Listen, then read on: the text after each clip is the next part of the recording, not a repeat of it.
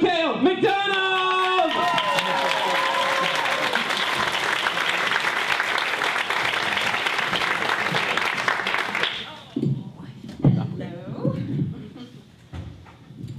Hello. So, I am a sex educator. Yeah, right? Okay. And I honestly think that it's one of the best jobs ever. Because it sounds like the kind of thing that you make up just to impress people at your high school reunion. 25th high school reunion, I'll have you know, in Cleveland Heights, Ohio.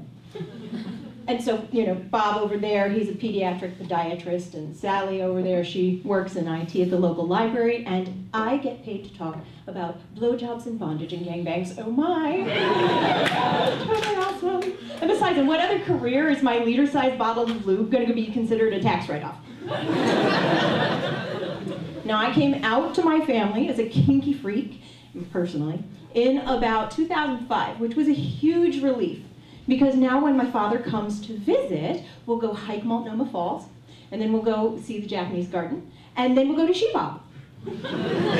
Now, for those who don't know, Shebop is a woman-owned, woman-friendly, phthalate-free sex toy store in North Portland, where I present workshops. They also just opened a location on Southeast Division.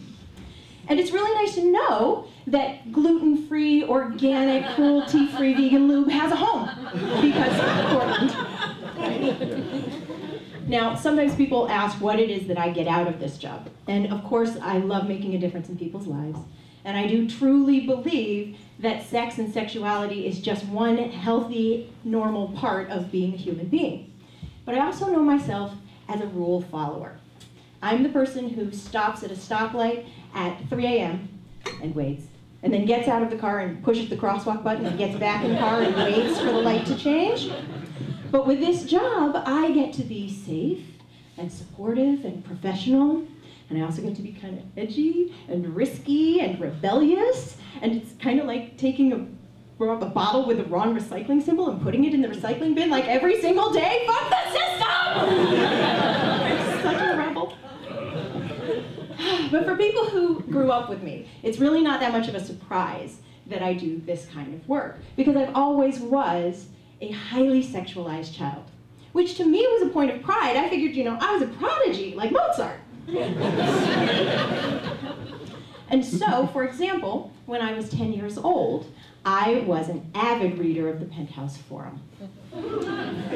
And this was very frustrating for me, because I just knew that I needed to be of age and out there sledding myself around like Samantha from Sex and the City. But I was 10, so I went to extreme lengths to keep my passions hidden from my parents. And I'm an only child, so when my parents would go out to dinner, that was my opportunity to read.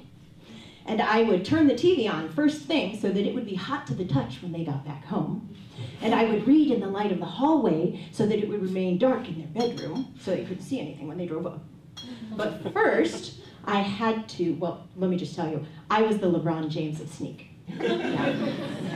But my first thing that I had to do was very carefully unpack my father's sock drawer, where the magazines were kept. And I discovered that the key to a quick and effective repack of the drawer when I heard the car in the driveway was to very carefully unpack, you know, t-shirts at a 15-degree angle to the direction of drawer pull. I unpacked that sock drawer like a French resistance agent in Nazi headquarters. Very carefully.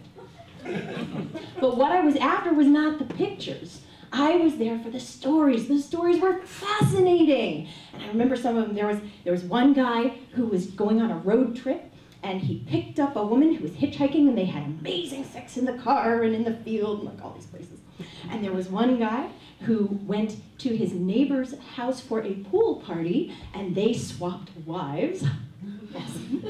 And there was one guy who went hiking in the woods and got kidnapped and made a kinky sex slave by 5 runway models. All true stories. All true.